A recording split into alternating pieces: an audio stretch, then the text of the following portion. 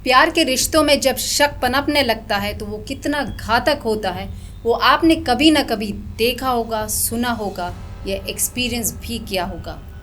पर जब ये शक हकीकत का रूप ले लेता है तो इतना जहरीला हो जाता है कि ना केवल आपके मन के बल्कि आपके शरीर के भी अनगिनत टुकड़े कर देता है। एक आदमी का उसने खून करवाया है, किया है, रिस्पॉन्सिबल है।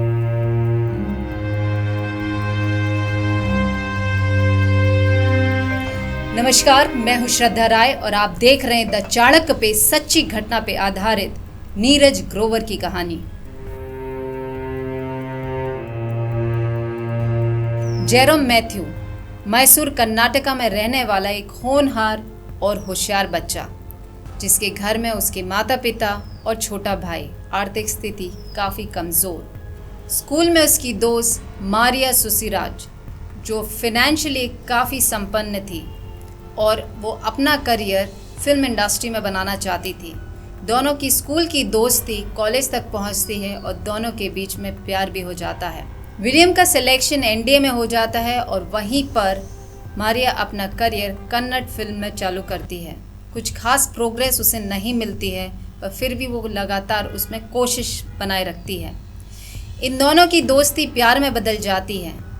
मारिया को एक दिन जेरोम पे शक होता है कि वो उसे चीट कर रहा है, इसीलिए वो अपने सोर्सेज से कुछ इन्फॉर्मेशन निकालते हैं और उसे पता चलता है कि जेरोम के साथ उसकी बैचमेट दीपिका के साथ वो डेट कर रहा है।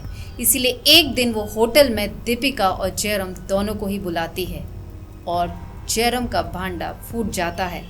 और उस समय मारिया को ये पता चलता है कि जेरोम लगभग 1.5 साल से दीपिका से डेट कर रहा था और जेरोम और मारिया के बीच में उनका डेटिंग पीरियड लगभग सिर्फ 6 महीने का ही था।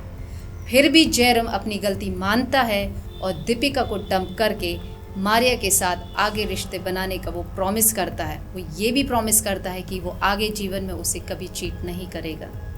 मारिया जेरोम को माफ़ कर देती है, पर इस रिश्ते से जेरोम के माता पिता खुश नहीं थे।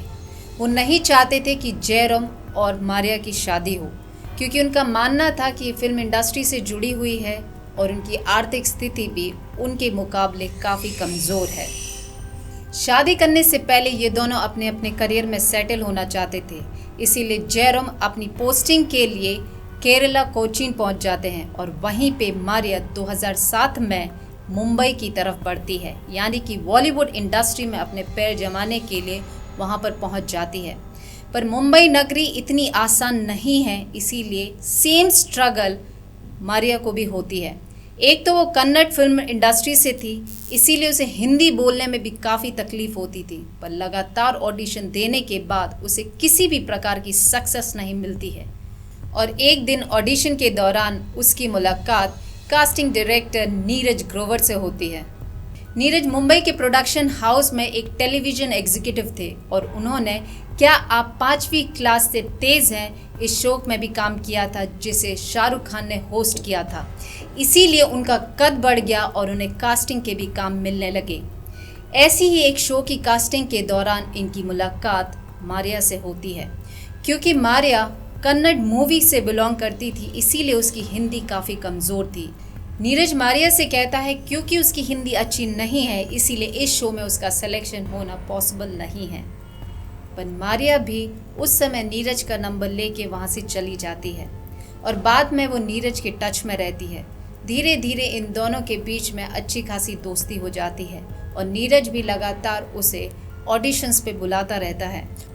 मारिया अपनी स्ट्रगल लाइफ और नीरज से दोस्ती की हर चर्चा अपने बॉयफ्रेंड जेरोम के साथ करती थी और काफ़ी महीनों के भटकने के बाद वो मलाड वेस्ट में एक 1 BHK का रूम रेंट पे ले लेती है और 6 मई 2008 को वो लगभग 9 साढ़े 9 बजे नीरज को फ़ोन करके घर शिफ्ट करने के लिए उसकी हेल्प मांगती है और नीरज 10 बजे उसके घर पे पहुंचता है और 10:30 बजे जेरोम का फ़ोन मारिया के नंबर पे आता है और मारिया जब जेरोम से बात करती है तो नीरज इस बात से अनजान था कि मारिया किससे फ़ोन पे बात कर रही है और वो फ़ोन पे इंटरप्ट कर देता है। जेरोम जब नीरज की आवाज़ सुनता है तो मारिया से पूछता है कि आखिर इतनी रात को घर पे कौन है। मारिया बताती है कि नीरज घर पे आया हुआ है क्योंकि वो उसकी हेल्प कर रहा था शिफ्टिंग के लिए। तो जेरोम थोड़ा नाराज़ होता है और उससे कहता है कि जल्दी घर शिफ्ट करवा के उसे घर से रवाना करो और इंश्योर करो कि वो रात को तुम्हारे साथ ना रुके। जेरोम फ़ोन डिस्कनेक्ट कर देता है पर उसके मन में शक बैठ जाता है और वो काफ़ी बेचैन हो जाता है। और अगले दिन 8 मई 2008 को नीरज की माँ, उसके पिता और उसका कज़न निशान तीनों ही मुंबई की पहली फ़्लाइट लेके मुंबई पहुंच जाते हैं और वो पुलिस स्टेशन में मिसिंग कंप्लेंट रजिस्टर करवाते हैं। और 9 तारीख को उनके पेरेंट्स यानी कि नीरज के parents Rakesh Maria joint commissioner से मिलते हैं। 12 मई 2008 को मारिया नीरज के दोस्त को कांटेक्ट करती है और बताती है कि नीरज का फ़ोन उसके पास है क्योंकि 6 तारीख को नीरज उसके घर शिफ्टिंग के लिए उसके घर पे आया था और घर पे ही वो फ़ोन भूल गया। इसके बाद वो नीरज के दोस्तों के साथ पुलिस स्टेशन भी जाती है और मिसिंग कंप्लेंट भी लिखवाती है और पुलिस से रिक्वेस्ट करती है कि इसे हाई प्रायोरिटी पे डील किया जाए। पुलिस अपनी इन्वेस्टिगेशन चालू करती है और छानबीन के दौरान मारिया को ही प्राइम सस्पेक्ट बनाती है क्योंकि नीरज लास्ट टाइम मारिया के साथ ही पाया गया था और उसकी लास्ट लोकेशन भी मारिया के घर के पास ही थी। और जब डिटेल इन्वेस्टिगेशन होती है तो मारिया लगभग 10 दिन के बाद अपनी चुप्पी तोड़ देती है क्योंकि वो पूरी तरीके से टूट जाती है और पूरा मामला पुलिस के सामने रख देती है। मारिया पुलिस को बताती है कि उसकी 6 तारीख को आखिरी बार जेरोम से फ़ोन पे बात हुई और जेरोम ने नीरज को घर पे ना रुकने के लिए कहा था, फिर भी वो नीरज को घर पे रोक लेती है। और अगले दिन यानी कि 7 तारीख को सुबह सुबह उसकी डोरबेल बजती है और लगातार डोरबेल बजती है और वो नींद में उठ के जब दरवाज़ा खोलती है तो उसके सामने जेरोम खड़ा रहता है, जो उसे देख कर उसके होश उड़ जाते हैं। जेरोम मारिया को पुश करता है और कमरे की तरफ बढ़ता है और कमरे में वो नीरज को आपत्तिजनक स्थिति में देख के आग बबूला हो जाता है और वो नीरज को लगातार मारने लगता है और नीरज भी अपने बचाव में जेरोम पे हमला करता है। ये दोनों के बीच में इतनी ज़्यादा मारपीट होने लगती है कि मारिया बीच बचाव में आ जाती है और जेरोम उसे भी धक्का दे देता है और फिर बाद में किचन में जाके चाकू लेके आता है और नीरज के पेट में लगातार वार करता है और इतनी बार वार कर देता है कि वहीं पर नीरज अपना दम तोड़ देता है। और कुछ मीडिया रिपोर्ट के अनुसार नीरज की जान लेने के बाद जेरोम और मारिया ने एक दूसरे के साथ संबंध बनाया और उसके बाद में ये तय किया कि आखिर बॉडी को कैसे डिस्पोज करना है। और लगभग 10 बजे मारिया अपने नज़दीकी मॉल में जाके कर्टन्स, कुछ बड़े चाकू और 2 एयरबैग लेके आती है और बाद में ये दोनों मिलके बाथरूम में नीरज के लगभग 100 टुकड़े करके बैग में भर के पैक कर देते हैं। और दोनों ही बैग को ठिकाने लगाने के लिए दोनों महाराष्ट्र के मनोर इलाके में ले जाके पेट्रोल से नीरज के शव के टुकड़ों को जला देते हैं। और लगभग शाम के वक्त ये दोनों घर वापस आते हैं। थोड़ी देर रुकने के बाद जेरोम कोची के लिए वापस निकल जाता है।